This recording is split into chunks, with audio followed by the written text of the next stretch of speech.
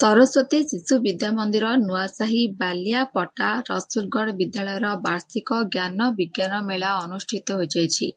ଏଥିରେ କନିଷ୍ଠ, ସର୍ବକନିଷ୍ଠ ଶିଶୁ ବର୍ଗ, କିଶୋର ବର୍ଗରେ 180 ଜଣ ଶିଶୁ ବିଜ୍ଞାନୀମାନେ ପ୍ରକଳ୍ପ ପ୍ରଦର୍ଶନ କରିଥିଲେ।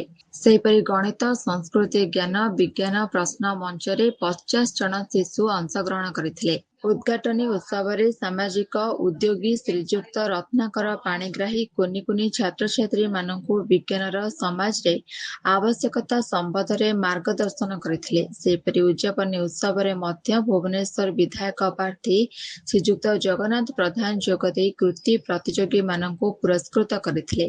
ବିଦ୍ୟାଳୟ ପରିଚାଳନା ସମିତିର ସମ୍ପାଦକ ଶ୍ରୀଯୁକ୍ତ ବିଜୟ କୁମାର ରାଉତରାୟ ସ୍ୱାଗତ ଅଭିଭାଷଣ ପ୍ରଦାନ କରିଥିଲେ। ଅନ୍ୟ ସଦସ୍ୟମାନେ ଉପସ୍ଥିତ ରହି ଶିଶୁ ବିଜ୍ଞାନୀମାନଙ୍କୁ ଉତ୍ସାହିତ କରିଥିଲେ।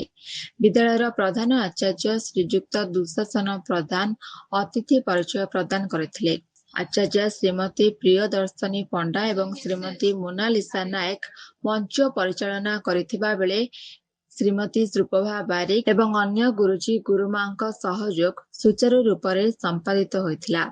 ବିଦ୍ୟାଳୟର ବରିଷ୍ଠ ଆଚାର୍ଯ୍ୟ ଶ୍ରୀଯୁକ୍ତ ତ୍ରୈଲୋକ୍ୟନାଥ ସ୍ୱାଇଁ ଧନ୍ୟବାଦ ଅର୍ପଣ କରିଥିଲେ।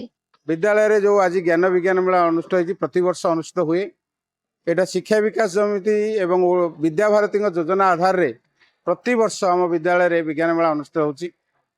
ए विज्ञान मेला अनुष्ठित करियार कारण होची शिशु मानक मध्य जो वैज्ञानिकता गुण रही ताकू परिस्फुट करने एवं समग्र समाज रे प्रतिष्ठा करने समाज माने उत्थापन करने से विज्ञान मेला आयोजन कराई। मानकर नुआ नुआ प्रोजेक्ट विषय देखिलु नूतन प्रयोग ठारू आरंभ कर विभिन्न गवेषणा क्षेत्र से सब आनी बहुत भल लगिला प्रोजेक्ट भी आज पिला माने बहुत खुशी। विज्ञान मेलार प्रकृत उद्देश्य होची आमे जानिथिबे ज्ञान कोन आमे तो साधारण ज्ञान कहूचे विज्ञान आउटे ताठू अधिक कोन विशेष ज्ञान को आमे विज्ञान बोली कहूचे।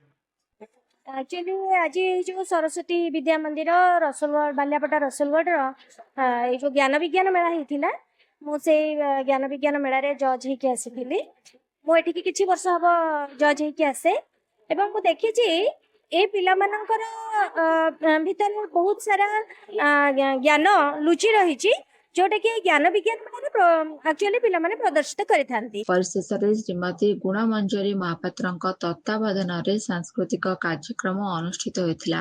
Bureau report Sitaram TV Odia.